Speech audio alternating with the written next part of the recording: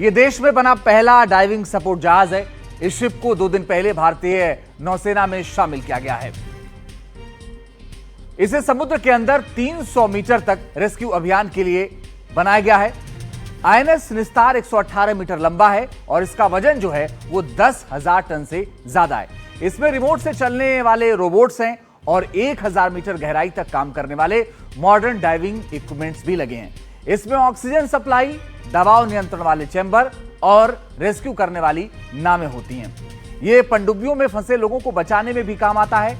ऐसे जहाज बहुत कम देशों के पास होते हैं और ये नौसेना की समुद्री क्षमता को मजबूत बनाते हैं। आईएनएस निस्तार को हिंदुस्तान शिपयार्ड लिमिटेड ने तैयार किया है। विशाखापट्टनम में रक्षा राज्य मंत्री संजय सेठ और नौसेना प्रमुख एडमिरल दिनेश के त्रिपाठी की मौजूदगी में आईएनएस निस्तार नौसेना को सौंपा गया। इससे पहले 1 जुलाई को भारतीय नौसेना को सबसे आधुनिक स्टील्थ फ्रिगेट आईएनएस तमाल मिला था। आईएनएस तमाल को रूस के कैलिनग्राद में कमीशन किया गया है।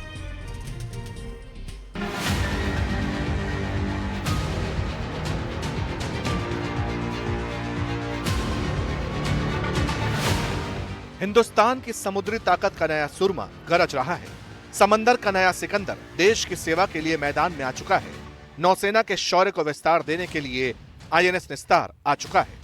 वो जहाज जो युद्धपोत को कवर देने का काम करेगा। अगर कोई सबमरीन या जहाज फंस गया, डूबने लगा, किसी तरह की कोई परेशानी हो गई, तो फिर आईएनएस निस्तार रेस्क्यू मिशन को अंजाम देगा, वो भी समंदर की गहराई के अंदर। ये वो जहाज है जो मेड इन इंडिया का डंका पूरी दुनिया में बजा रहा है।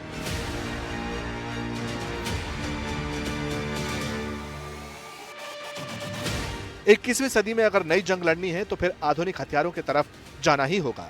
ये बात आए दिन कही जाती है और ऐसा इसलिए भी है क्योंकि चीन अब नए वॉरफेयर की तरफ कदम बढ़ा चुका है। यकीन ना हो तो यह तस्वीरें देख लीजिए। चीन के माउथपीस ग्लोबल टाइम्स ने यह तस्वीरें जारी की हैं। चीन मैदान जंग की ट्रेनिंग के साथ साथ नए हथियारों का दम भरता है, उसे दुनिया के सामने अपनी उपलब्धि के तौर पर गिनाता है और अब वो ये तक कह रहा है कि ड्रोन और एंटी ड्रोन तकनीक में वो काफी आगे निकल चुका है। उसका कोई सानी नहीं, लेकिन बात इतनी भर नहीं है। चीन ने हाल ही में एक नया amphibious assault ship Sichuan type 076 launch किया, जो अपनी कैटेगरी में दुनिया का सबसे बड़ा असॉल्ट शिप बताया जा रहा है। यह जहाज इलेक्ट्रोमैग्नेटिक कैटापुल्ट और अरेस्टर तकनीक से लैस है, जिससे लड़ाकू विमानों को लॉन्च और रिकवर किया जा सकता है।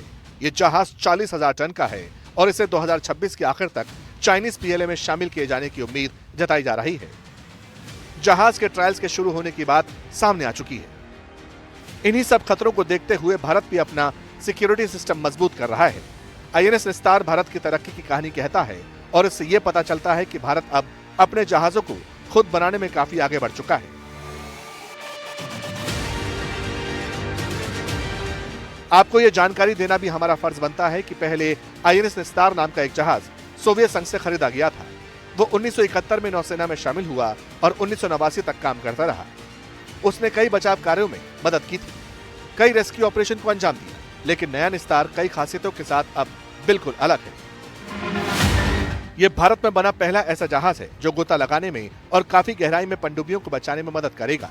ये 60 दिनों तक समुद्र में रह सकता है। पुराने वाले जहाज से बहुत बड़ा और ताकतवर है, क्योंकि पुराना निस्तार सिर्फ 800 टन का था। नौसेना के मुताबिक आईएनएस निस्तार में गोता लगाने के लिए स्पेशल इक्विपमेंट्स हैं। इसमें हवा और पानी दोनों से गोता लगाया जा सकता है। आईएनएस निस्तार में 15 टन का एक क्रेन भी होगा जो समुद्र के अंदर काम कर सकता है। यह हेलीकॉप्टर को भी उतारने में मदद कर सकता है। इसमें खास तरह के मेडिकल इक्विपमेंट्स भी हैं जो पानी के अंदर काम करने वालों के लिए जरूरी हैं। ये भारत को हिंद महासागर में और भी मजबूत बनाएगा।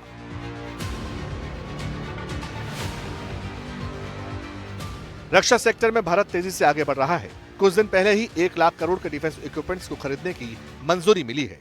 इसमें मिसाइलें शामिल हैं और अब नौसेना भी मजबूती से आगे बढ़ रही है। लेकिन सबसे अच्छी बात तो यह है कि भारत अब घर के अंदर ही ज्यादातर काम कर रहा है। ये आत्मनिर्भर भारत का एक शानदार एग्जाम्पल है और इसका यह मतलब है कि हिंदुस्तान अब अपनी जरूरत का सामान खुद बना सकता है। और अगर सब कुछ ऐसे ही रहा तो हम किसी के भी मोहताज नहीं रहेंगे, खासकर डिफेंस सेक्टर्स में।